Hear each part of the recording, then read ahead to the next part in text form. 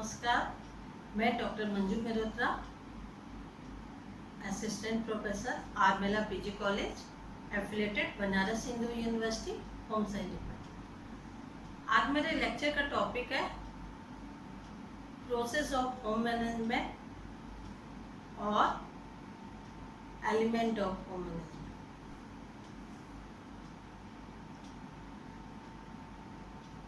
मानव जीवन के प्रारंभ से गृह प्रबंध के अंतर्गत, होम मैनेजमेंट के अंतर्गत हम अपने अधिकतम लक्ष्यों की प्राप्ति के लिए व्यवस्था करते हैं। और हम यदि आदिकाल से देखें तो जब मनुष्य कंदराओं में रहता रहा, जंगलों में रहता रहा, तब भी वह किसी न किसी रूप में अपने को सरवाइव करने के लिए, अपना अच्छे से जीवन उसका व्यतीत हो, उसके लिए वो व्यवस्था करता था। और उस व्यवस्था में वह बहुत से तत्वों को प्राप्त करने की कोशिश करता था।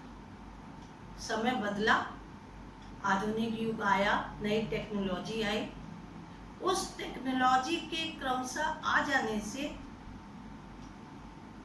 टाइम जरूर बदला, लेकिन जो हम घर की बात करते हैं उसकी व्यवस्था के अंतर्गत हम सीमित साधनों में अधिकतम लक्ष्यों को प्राप्त करने की कोशिश करते हैं। चाहे हम किसी भी इनकम ग्रुप की फैमिली को देखते हैं, लो इनकम ग्रुप हो, मिडिल इनकम ग्रुप हो या हाई इनकम ग्रुप के लोग हों, जिनकी फाइनेंशियल कंडीशन कैसी भी हो, वह फैमिली मैनेजमेंट में, गृह व्यवस्था में, परिवार की व्यवस्था करने में 5 तत्वों को अपनाते हैं। सबसे पहले प्लानिंग, उसके बाद ऑर्गेनाइजिंग, इम्प्लीमेंटिंग, कंट्रोलिंग और इवैल्यूएशन। यदि हम हिंदी में कहें तो आयोजन, संगठन, क्रियान्वयन, नियंत्रण और मूल्यांकन।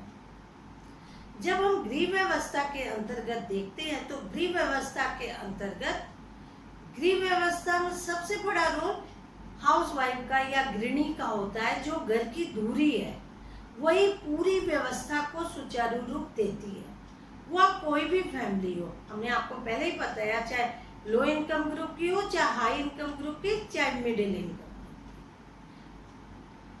गृहिणी का बहुत बड़ा रोल होता है अपनी फैमिली की व्यवस्था, परिवार की व्यवस्था करने में। उसके लिए सबसे पहला तत्व है प्लानिंग। हम प्लानिंग को यदि डिस्कस करते हैं तो किसी भी कार्य को करने के लिए यदि हमें अपने अधिकतम लक्ष्य को प्राप्त करना चाहते हैं तो हमें प्लानिंग करना जरूरी है। रोज की जिंदगी में हम देखते हैं कि सुबह से शाम तक किसी न किसी रूप में हम प्लानिंग करते हैं और अपने गोल तक पहुंचते हैं। गृह की व्यवस्था में बहुत सारे कार्य ऐसे होते हैं जिसके बिना प्लानिंग के वो कार्य अपने लक्ष्य तक नहीं पहुंच सकते हैं। तो प्लानिंग करने के लिए गृहिणी को पहले से सारी चीजें, क्या क्या चीजों की प्लानिंग करती है, क्रमशः उसको डिसाइड करना पड़ता है कि क्या कार्य कैसे करें। साधन सीमित होते हैं, उस साधन में वो अपने घर के लोगों की व्यवस्था इस तरह से करना चाहती है कि सारे लोगों को संतुष्ट कर पाए। जैसे घर में मान लीजिए कोई फैमिली है, उसका परिवार 5 लोगों का है, तो उसमें बच्चों की पढ़ाई लिखाई, घर की पूरे न्यूट्रिशन की व्यवस्था, घर का मैनेजमेंट, घर का इंटीरियर, घर में कोई एल्डर है तो उसके हेल्थ से रिलेटेड, बच्चों की फीस से रिलेटेड सारी व्यवस्था उसको करनी है। उसके लिए उसको 3 तत्वों का, विशेष प्लानिंग में भी 3 चीजों का ध्यान रखना होता है। सबसे पहले टाइम, एनर्जी और मनी। टाइम, एनर्जी और मनी के तीनों तत्व के अंतर्गत ही हमारी प्लानिंग चलती है।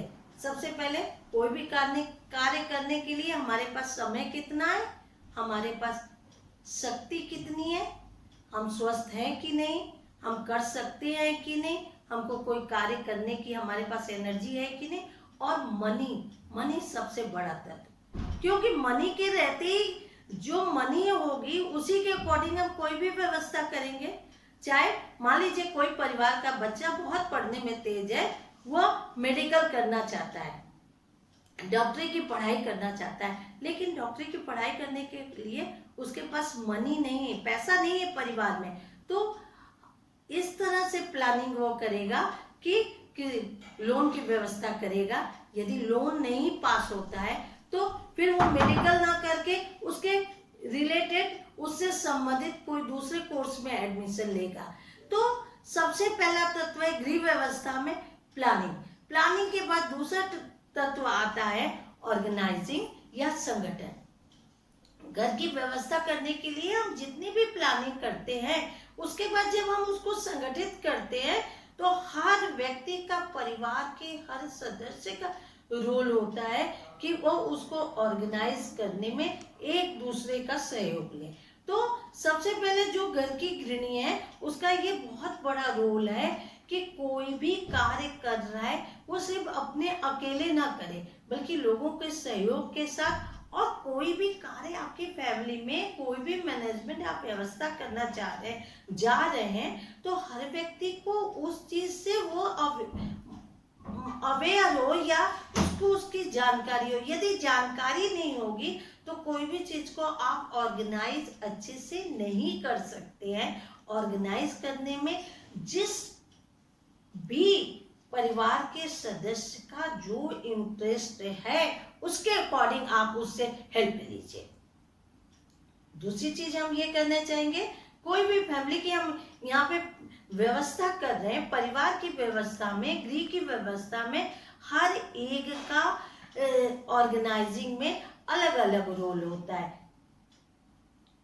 तीसरे अलग अलग रोल होता है, और हर व्यक्ति फिर वही तीनों तत्व अपने टाइम, अपनी एनर्जी और अपनी मनी, तीनों के अकॉर्डिंग वह हेल्प करेगा। मान लीजिए कोई एक कॉलेज गोइंग बच्चा है, स्टूडेंट है, तो उसके पास उतना समय नहीं है कि फैमिली में अपना पूरा एफर्ट दे सके, तो आपको उसके अकॉर्डिंग उसके कार्य को प्लान करना होगा और उसको ऑर्गेनाइज करना होगा कि वो फैमिली में अपना योगदान दे पाए, उसके पास शक्ति। अब कोई छोटा बच्चा है, उसको उतनी शक्ति नहीं है कि वो आपकी फैमिली की व्यवस्था में पूरा सहयोग कर पाए, तो आपको उसके हिसाब से कम हल्के वर्क उसको देने होंगे, जिससे उसकी व्यवस्था वह करने में सहयोग दे पाए।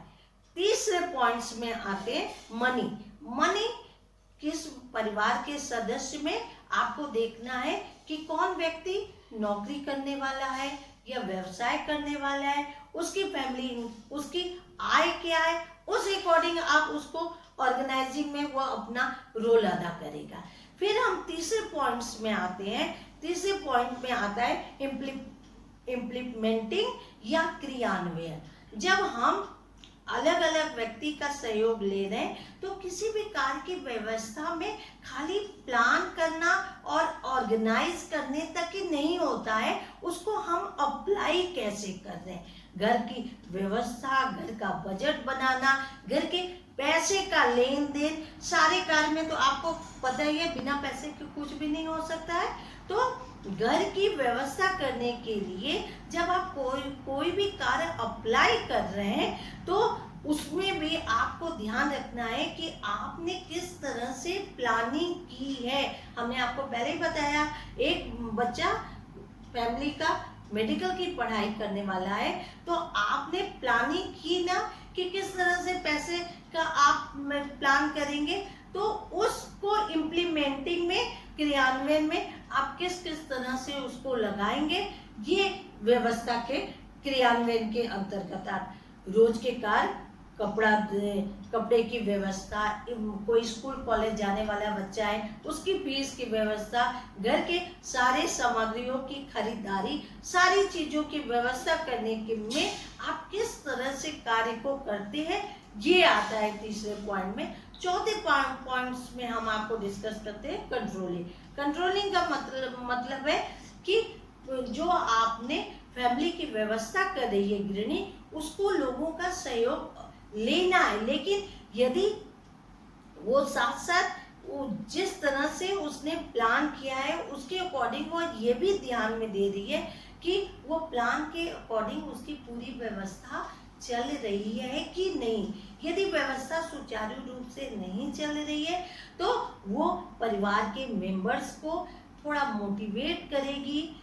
अब हमने आपको पहले भी उदाहरण दिया कि मान लीजिए कि कोई कॉलेज गोइंग चाइल्ड है, बच्चा है, तो वो उतना टाइम नहीं दे पाएगा, लेकिन जितना टाइम उसके पास है उसी में उसको अपनी फैमिली की व्यवस्था में अपनी मदर का या परिवार के दूसरे मेंबर्स का सहयोग करना है। तो कंट्रोलिंग में व्यवस्था के अंतर्गत हम कंट्रोलिंग भी करते हैं हर चीजों की, टाइम की, एनर्जी की और मनी की।